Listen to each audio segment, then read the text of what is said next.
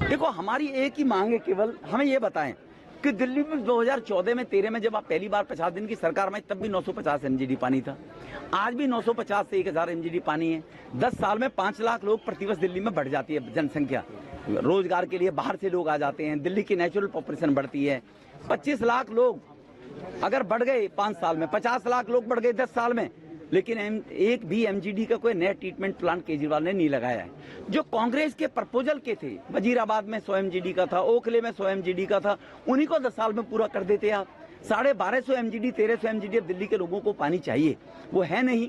तो इसीलिए ये जो भ्रष्टाचार में संलिप्त सरकार है, भ्रष्टाचार से अपने आप को बचाने के लिए एक नैरेटिव एक पेश करने के लिए केजरीवाल, दिल्ली का बेटा, केजरीवाल को बंद कर दिया। वो भ्रष्टाचार में लगे हुए थे, पहले शराब घोटाले में, फिर शीश महल का घोटाला, अपना बंगला उनका जो बनाए 60-70 हजार करोड़ में, उनमें लगे हुए बचाने में। जल बोर्ड में पिछले 10 साल में ऑडिट ही नहीं हुआ है। 70 हजार करोड़ के घाटे पे जल बोर्ड है। इसके लिए भी आती सी बता देना कि सीएजी बार बार चिट्ठी लिख चुकी है कि आप ऑडिट कराइए। क्यों नहीं ऑडिट कराते जी भैया आप? इसीलिए टैंकरों की संख्या बढ़कर आज 300 हो गई है। घोटाले में टैंकर जाते हैं गलियों में, 500-500 हजार में गरीब लोगों से पैसा लेकर टैंकर बेचते हैं। ट्यूबवेल जो लगती है संगम विहार में जाकर देखिए, विधायक जहां ट्यूबवेल लगेगी वहां की गलियों के लोगों से 10-20 हजार रुपए, 10-15 लाख रुपए इकट्ठा करते हैं, तब वो ट्यूबवेल लगती है। जो लोग 10 हजार रुपए देते हैं, ट्यूबवेल उनके काबू में आ जाती है। तो ये भ्रष्टाचार युक्त सरकार है, इससे मुक्ति के लिए हमने आज मांग रखी है। आतिशी जो है जल मंत्री, उन्होंने दिल्ली पुलिस कमिश्नर को ये नौटंकी करने से कोई फायदा नहीं है। मैं आतिशी से पूछना चाहता हूँ, पिछले 1 महीने में क्या किया आपने? पिछले 2 महीने में क्या किया आपने? क्या मालूम नहीं है गर्मी आएगी, दिल्ली में पानी की समस्या बढ़ेगी, कूलरों में पानी ज्यादा वेस्ट होगा, व्यक्ति गर्मी में 2 बार नहाने की कोशिश करता है, व्यक्ति 10 गुना ज्यादा पानी पीता है गर्मी के अंदर।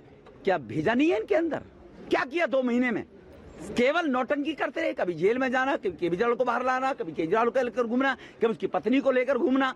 ये 78 हजार करोड़ रुपया का फंड है दिल्ली का, ये दिल्ली वासियों का पैसा है, आपके इनके किसी बपोती का पैसा तो है नहीं वो।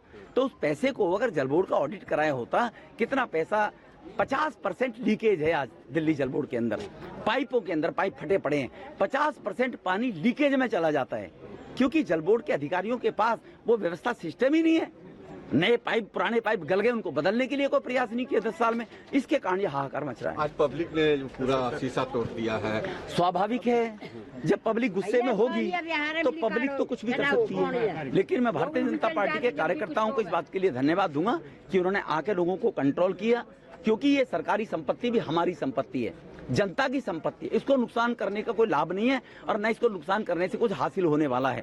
तो मैं लोगों से भी ये निवेदन करूंगा कि भविष्य में विरोध तो प्रकट करें लोकतांत्रिक पद्धति के अंदर, लेकिन ऐसा जिससे जनता का नुकसान हो, पब्लिक का नुकसान हो। अब ये शीशे जल बोर्ड के पैसे से आएंगे, इतने पैसे में एक और टैंकर खरीदा जा सकता था जी। तो इसीलिए ये ऐसा नुकसान नहीं करना चाहिए। भारतीय जनता पार्टी दिल्ली वालों के खिलाफ षड्यंत्र रच रही है।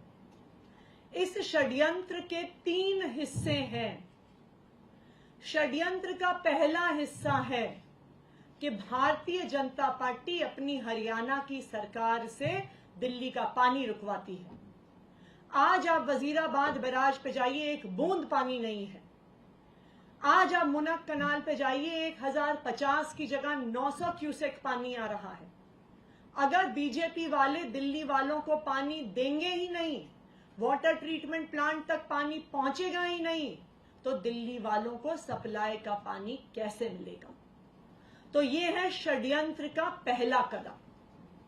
षड्यंत्र का दूसरा कदम कि जितना भी पानी दिल्ली के वाटर ट्रीटमेंट प्लांट प्रोड्यूस कर रहे हैं और जो वाटर ट्रीटमेंट प्लांट से रिजर्वायर में जा रहा है और लोगों के घरों में जा रहा है, जो मेन पाइपलाइंस हैं, क्योंकि कल पानी की पाइपलाइन को, साउथ दिल्ली की मेन पाइपलाइन को जानबूझकर तोड़ा गया।